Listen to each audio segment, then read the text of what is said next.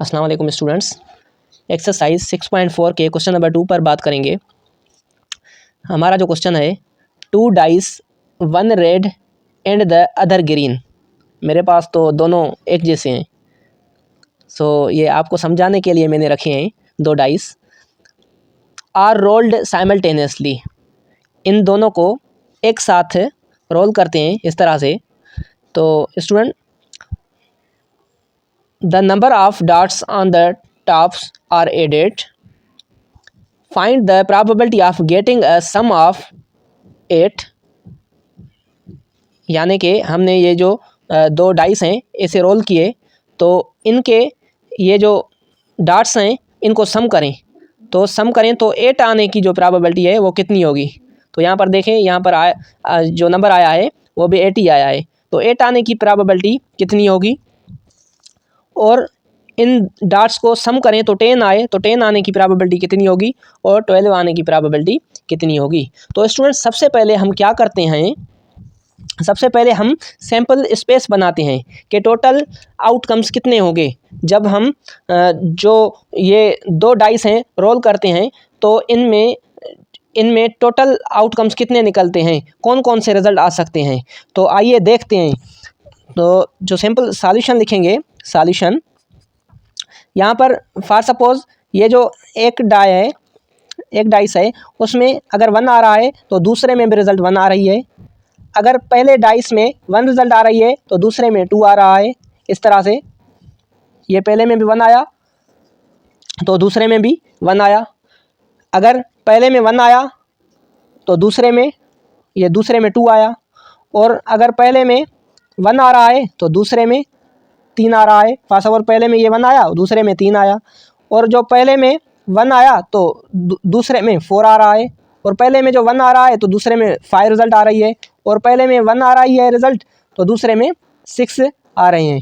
तो स्टूडेंट, इस तरह से इन दोनों की रिज़ल्ट हो सकती है।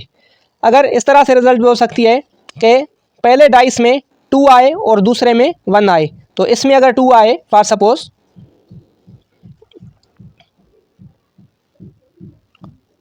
इसमें 2 आया और दूसरे में ये दूसरे में 1 आ रहा है, तो ये पहले में 2 आया और दूसरे में 1 आया। फिर इस तरह भी हो सकता है कि पहले में 2 आए और दूसरे में भी 2 आए।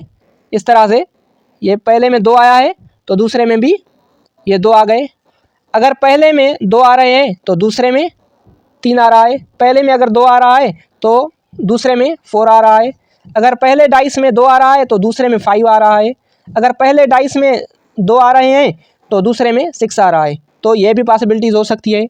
अगर इस तरह से हो, पहले डाइस में 3 आए और दूसरे में 1 आए, और फिर पहले में 3 आए दूसरे में 2 आए।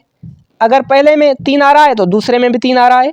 पहले में अगर 3 आ रहा है तो दूसरे में 4 आ सकता है। अगर पहले में 3 आए तो दूसरे में 5 आ सकता है। अगर पहले में 3 आए तो दूसरे में 6 आ सकता है। ये पॉसिबिलिटीज़ हो सकती है। अगर पहले में 4 आ जाए तो दूसरे में 1 आ सकता है। अगर पहले में 4 आए तो दूसरे में 2 आ सकते हैं। पहले में 4 आए तो दूसरे में 3 आ सकते हैं। अगर पहले में 4 आए तो दूसरे में भी 4 आ सकता है। अगर पहले में 4 आए तो दूसरे में 5 आ सकता है। अगर पहले में 4 आए तो दूसरे में 6 आ सकता है। अगर पहले डाइस में 5 आ जाए तो दूसरे में 1 आ सकता है। अगर पहले में 5 आ जाए तो दूसरे में 2 आ सकता है। अगर पहले डाइस में 5 आ जाए तो दूसरे में 3 आ सकता है। अगर पहले डाइस में 5 आ जाए तो दूसरे में 4 आ सकता है। पहले में 5 आ जाए तो दूसरे में भी 5 आ सकता है। अगर पहले डाइस में 5 आ जाए तो दूसरे में 6 आ सकता है। इस तरह से भी पॉसिबिलिटी हो सकती है। अगर पहले डाइस में 6 आ जाए और दूसरे में 1 आ जाए। अगर पहले में 6 आ जाए तो दूसरे डाइस में 2 आ जाए। पहले डाइस में 6 आ जाए तो दूसरे में 3 आ जाए। पहले में 6 आ जाए दूसरे में 4 आ जाए। पहले में 6 आ जाए दूसरे में 5 हो जाए।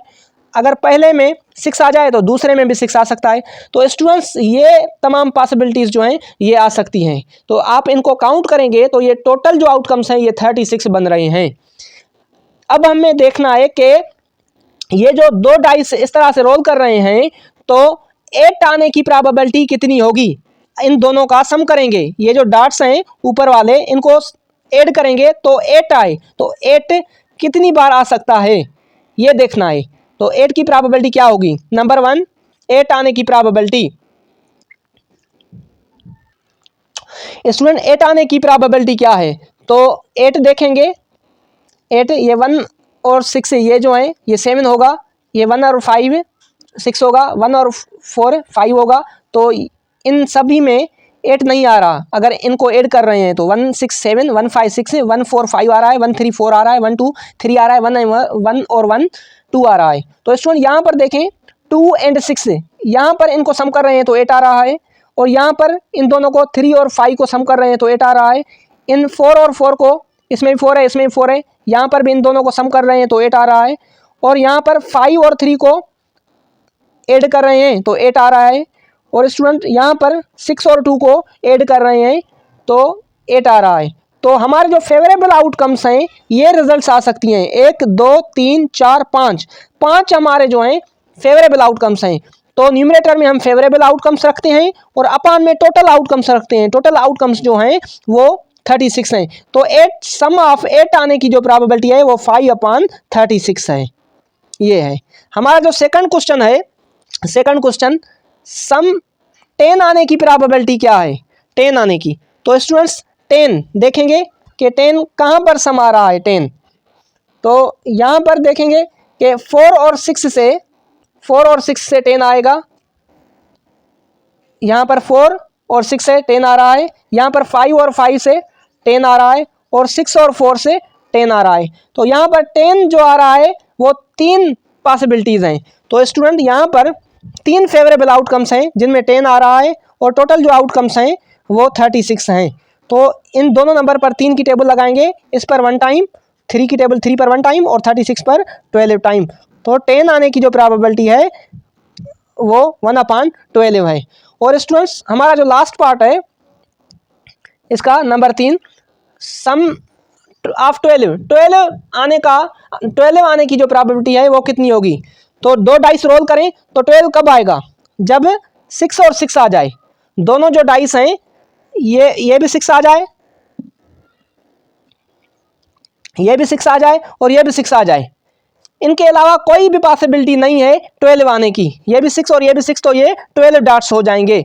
तो इसमें ये एक बार ही होगा 12, और ये जो 35 दूसरी पॉसिबिलिटीज़ हैं उनमें 12 सम नहीं होगा। आप करके देखें 12 से कम होगा। तो इसमें जो 12 सम आ रहा है वो एक बार आ रहा है। तो फेवरेबल जो आउटकम हुआ हमारा वो 1 हुआ, और अपान में जो टोटल आउटकम्स हैं वो 36 हैं। तो 12 आने की जो प्रोबेबिलिटी है वो 1/36 है।